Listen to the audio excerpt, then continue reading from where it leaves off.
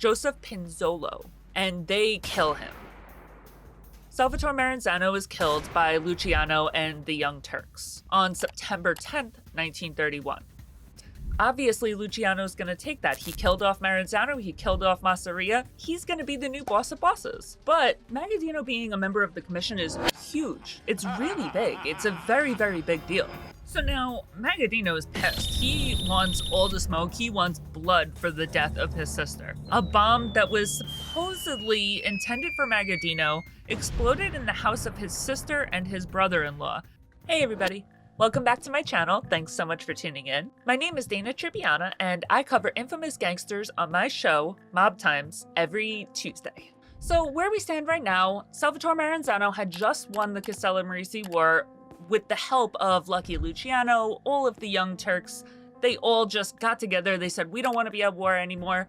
They made Salvatore Maranzano win. And when he won, he took the position of Capo dei Tutti Capi, or Boss of Bosses. When he's given this title, he throws a whole banquet. Like, this is an ordeal. And along with that, Maranzano has a lot of really big ideas on how he wants to restructure the Mafia and create a corporation of the Mafia in America. But once Maranzano took the position as boss, everybody that had once loved him and gladly followed him through the Castellammarese War, they turned their backs on him. They started to hate him very fast. So let's start out on August 13th of 1931.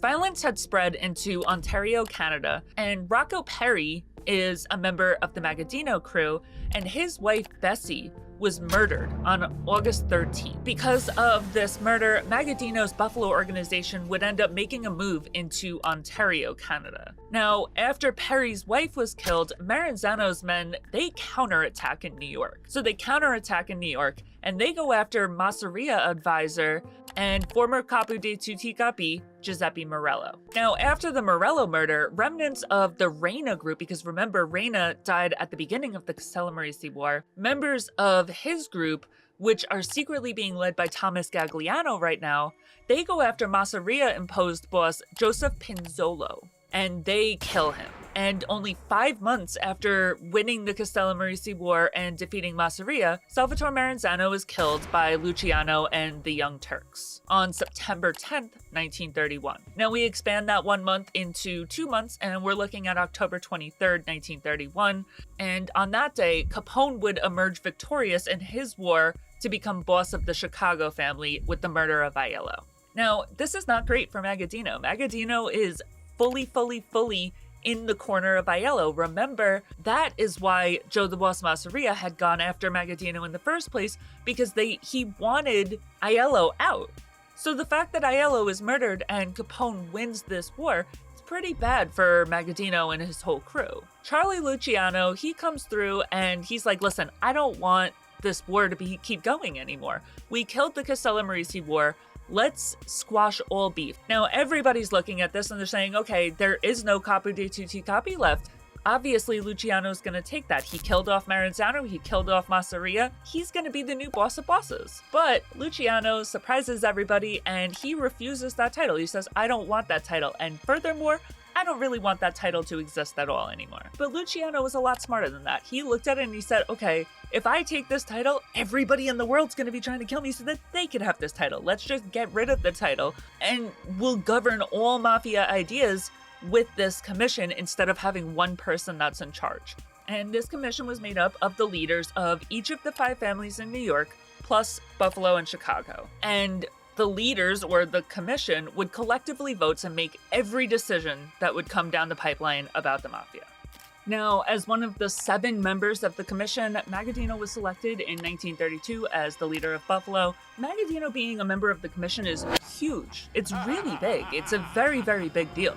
When he was creating the commission, Luciano literally made 2 exceptions to the rule. The whole rule was that the commission was going to be made up of the leaders of the 5 families of New York, but he made 2 exceptions. And that was for Capone in Chicago and Magaddino in Buffalo. So that's a really big deal to not only be a member of this 7-party ruling council, but to be the person that an exception was made for. It shows how much power and respect Magaddino held within the Mafia and by Luciano.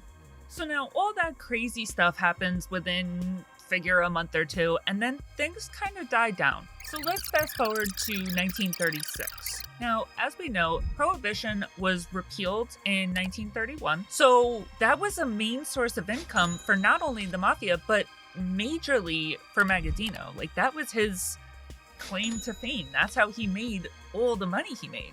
So now we have to find other sources of income. Magaddino's family in Western New York, with Joseph DiCarlo as the underboss, they start to concentrate on illegal gambling because they don't have illegal alcohol anymore. But things go wrong when he hits a group of bookmakers with a tax on their profits in 1936. On May 19, 1936, a bomb that was supposedly intended for Magaddino exploded in the house of his sister and his brother-in-law at 1651 Whitney Avenue in Niagara Falls, New York.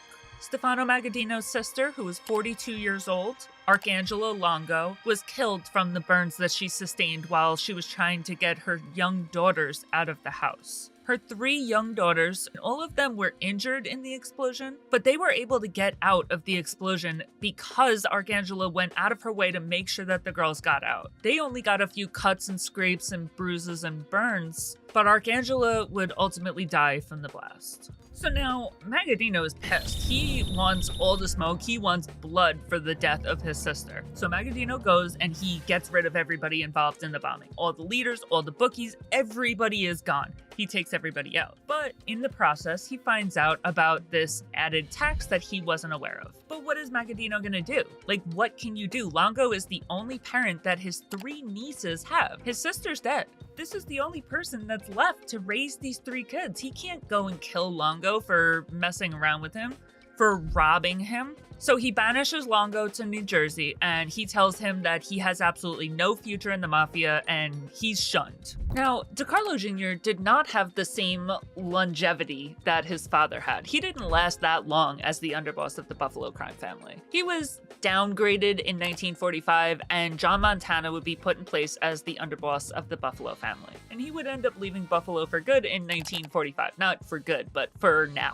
He would eventually be run out of Ohio as well, because almost as soon as he got to Ohio, he got wrapped up in a whole bunch of other litigation. He left Ohio and headed back to upstate New York, but by the time he got back to upstate New York, he just ended up serving as like a counselor to the Buffalo family. He never got his underboss status back. John Montana, who took over as Magaddino's underboss in Buffalo when Joe DiCarlo left, was a really prominent businessman and a political figure in the area, and he assisted the Magaddino Mafia family in establishing its connections with the local authorities. Now, remember how much I've talked about the relationship between Joseph Bonanno and Stefano Magaddino.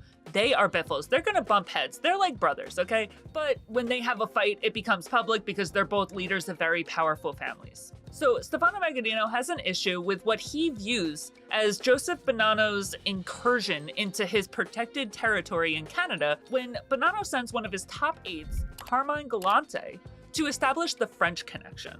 And he establishes it in Canada, where Stefano Magaddino already has his presence. On November 14, 1957, New York State Police observed a gathering of criminal figures at Joseph Barbera's home in Appalachian, New York.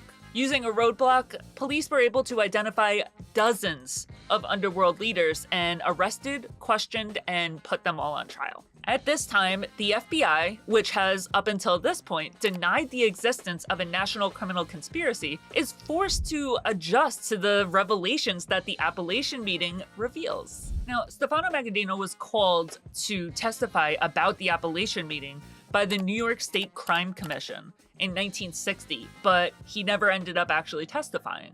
He became suddenly ill with a heart condition, which prevented him from testifying at the McClellan Committee trials. Okay, so now that we've gotten this far, this feels like a good place to stop. I'm gonna go ahead and finish up this episode, and we're gonna finish this entire series next week, which I'm super excited about. Thanks so much for watching. I really hope you guys enjoyed. Please don't forget to like, share, comment, follow, do all the things, and make sure you tune in next week for part 6, the final part of Stefano Magaddino. See you guys next week. Bye.